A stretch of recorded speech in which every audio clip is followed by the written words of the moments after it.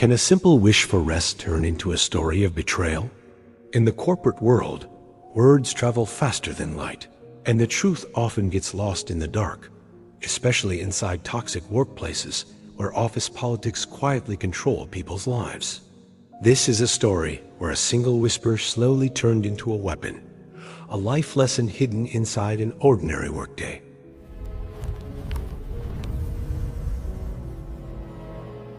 It was a busy city, tall buildings everywhere, glass offices shining with lights, symbols of career dreams and professional success. Inside one of those offices worked a guy named John.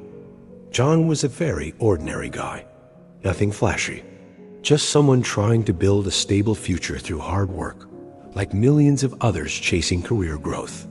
But everyone in the office knew one thing. John worked hard, really hard. He believed that discipline and effort were the real keys to success in life. Whatever task his boss gave him, no matter how difficult it was, John never argued. He kept his head down and got the job done, believing this was the right work ethic. John's day started early, very early. Before the sun came up, he was already out of bed, rushing to get ready, heading to the office, caught in the cycle of corporate life. Once he sat at his desk, it was nonstop. Projects, meetings, reports, one after another. Most days, he didn't even get proper lunch. Some days, coffee was all he had to survive the day, slowly drifting toward burnout. After weeks like this, his body started to give up. His back hurt constantly. His eyes burned. His head always felt heavy, the silent cost of overworking. At night, when he got home, he would just fall onto his bed. He didn't even have the energy to talk, questioning his work-life balance. One evening, after finishing work, John stood up from his chair. His body didn't want to straighten up anymore. He let out a deep sigh and thought to himself, "I've really pushed myself too hard today. My body can't take this anymore. Maybe tomorrow I'll talk to my boss. Ask for a lighter workload, or at least one day off. Taking a little rest won't hurt my work." It felt like a reasonable thought, one that could change his mental health for the better. With that thought, John walked over to the coffee machine, a cup of coffee in his hand, tired eyes. That's when his coworker Sarah walked in. Everyone in the office knew Sarah. She knew everyone's business, and she loved spreading it, a quiet force in the world of office gossip. Sarah looked at John and asked, "Hey, John, why do you look so exhausted today?" John didn't hide anything. In a calm, simple way, he said, "I've been working too much for a long time. I'm thinking about talking to the boss tomorrow, maybe asking for less work or one day off. My body's completely worn out." Sarah nodded. "Yeah, I get it. That should have been the end of it. But that's exactly where the trouble began. An example of how miscommunication can destroy lives." Sarah walked into the lunchroom and saw Michael sitting there. In a mysterious tone, she said, "Michael, you won't believe what I just heard." Michael looked up curious. "What did you hear?"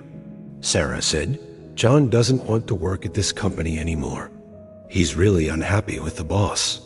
He's talking about moving to another company." Michael's eyes widened, and he added his own twist to it, turning stress into suspicion. Later, when he met Emily in the hallway, he said, "Did you hear? John's quitting. He says management is terrible. The pay isn't fair, and they work him like a machine." Emily was shocked.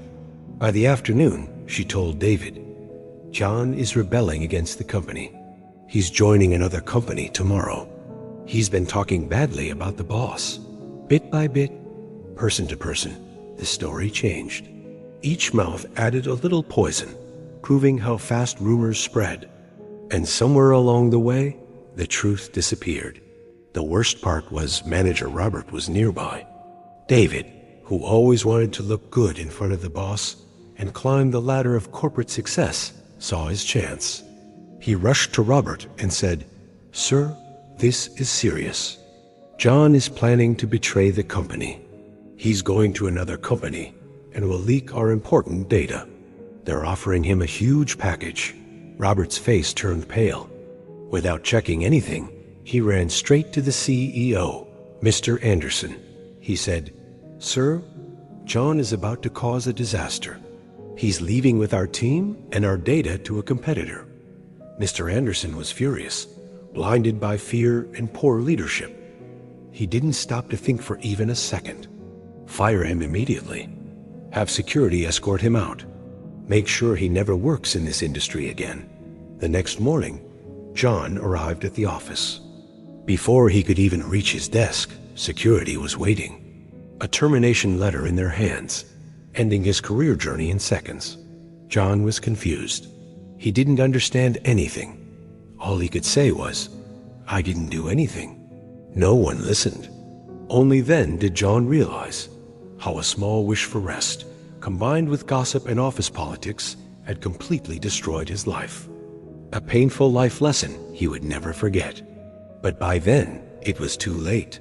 This story reminds us, think before you speak. Verify before you spread words. Because one moment of blind belief can ruin a life and block any chance of personal growth. Rumors are never small. They can break people